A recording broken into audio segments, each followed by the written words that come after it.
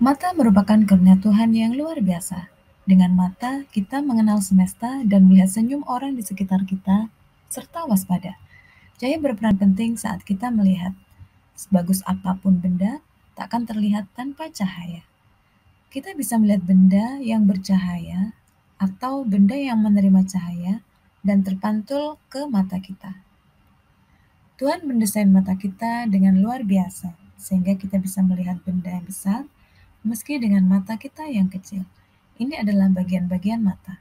Ada kornea, konjungtiva atau sklera, kemudian ada otot-otot yang bisa menggerakkan bola mata, ada pembuluh darah, ada saraf optik yang akan melanjutkan ke otak sehingga diinterpretasikan karena bayangan yang terbentuk di mata itu nanti bentuknya kecil dan terbalik. Nah, setelah ini kalian akan melihat tempat terbentuknya bayangan yaitu pada retina. Oke, yang kalian lihat merah-merah ini adalah pembuluh darah.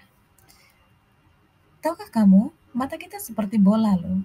Kalau tidak ada kelopak mata, bisa menyeramkan. Kelopak mata dengan rebut mata melindungi mata kita serta membuatnya lebih indah. Maka kita harus menjaganya dengan baik-baik ya. Nah, ini adalah bagian-bagian mata. Jika dilihat dari depan seperti ini, kalau dari samping seperti ini. Yang seperti bola kecil di tengah ini sebenarnya adalah celah atau lubang, disebut sebagai pupil. Nah, di sekitar pupil ada selaput pelangi atau iris yang biasanya berbeda antara suku bangsa satu dengan yang lain. Ini bisa membuat pupil menjadi lebih lebar saat cahaya kurang dan pupil mengecil saat cahaya banyak. Nah, pada bagian depan pupil ini ada kornea yang berwarna bening, kemudian ada di tepinya itu ada putih namanya sklera, kemudian di belakang pupil ada lensa yang bertugas memfokuskan cahaya. Di belakang lensa ada vitreous humor, kemudian di belakang lagi tempat terbentuknya bayangan, yaitu retina, kemudian ada saraf optik yang akan menghantarkan ke otak, sehingga bayangan yang terbentuk nanti akan diproses oleh otak. Nah, ini bagian-bagian mata yang harus kalian review kembali ya. Ada kornea, kemudian ada pupil, ada iris, lensa mata, sklera, kemudian retina, vitreous humor, dan saraf optik. Silakan nanti diulang kembali. Nah, sekarang bagaimana sih proses kita melihat? Ini adalah proses melihat untuk mata normal. Ketika ada objek, misalnya ini anak kecil sebagai objek atau benda yang akan dilihat, anak kecil ini ketika terkena cahaya, maka mata kita akan menangkap cahaya tersebut melewati pupil, kemudian akan difokuskan oleh lensa.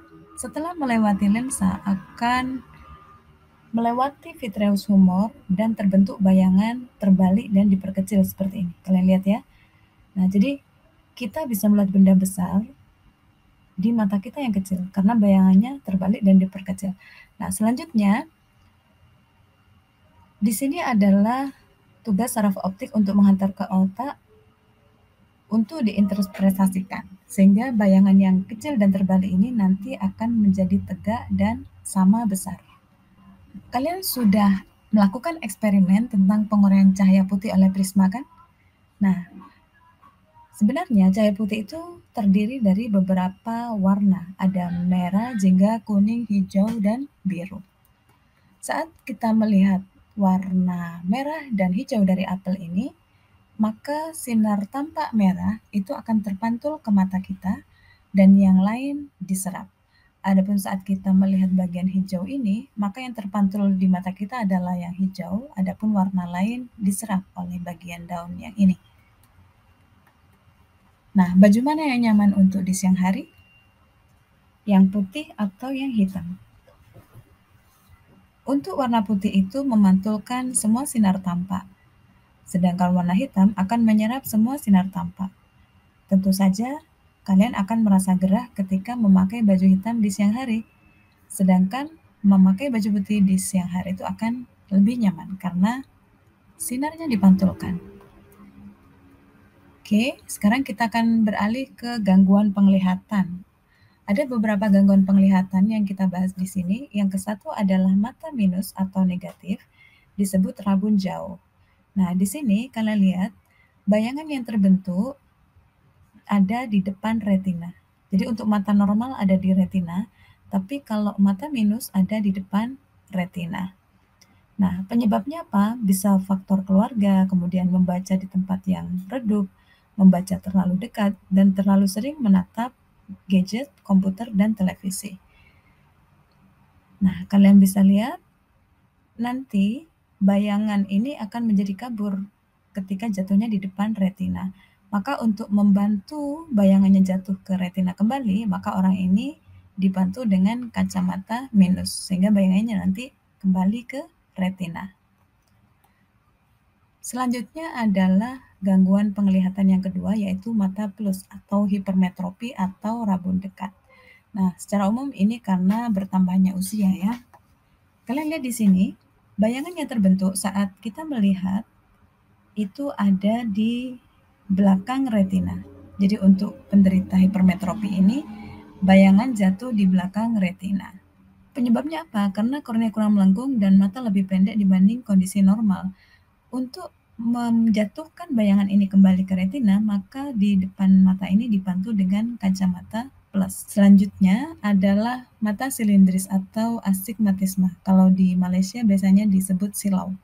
Nah, faktor penyebabnya diantaranya adalah pernah mengalami cedera atau penyakit mata, kemudian boleh jadi karena ada pembedahan mata, dan tidak disebabkan atau dipengaruhi dengan membaca dalam cahaya redup atau terlalu sering menatap televisi.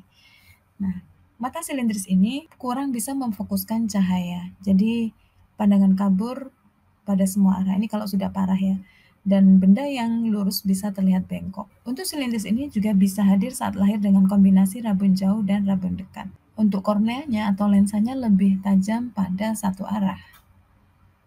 Nah, untuk mengatasinya biasanya dibantu dengan kacamata silindris. Tetapi ada juga yang rabun itu kombinasi, misalnya negatif dengan silindris. Jadi nanti kacamatanya disesuaikan.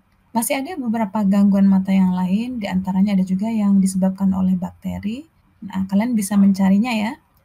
Sekarang, kalian bisa imbas QR Code berikut dan menguji kemampuan kalian pada materi cahaya dan penglihatan. Kalian akan menjawab beberapa pertanyaan dalam bentuk game yang menarik. Oke, jadi kita sepatutnya bersyukur kepada Tuhan karena sudah mengaruniakan mata sebagai jendela untuk melihat dunia. Kita harus menjaganya dengan baik dan kita gunakan untuk melihat hal-hal yang baik yang diridhai oleh Tuhan. Baik, selamat belajar. Jumpa lagi pada pertemuan selanjutnya insya Allah. Assalamualaikum warahmatullahi wabarakatuh. Selamat pagi.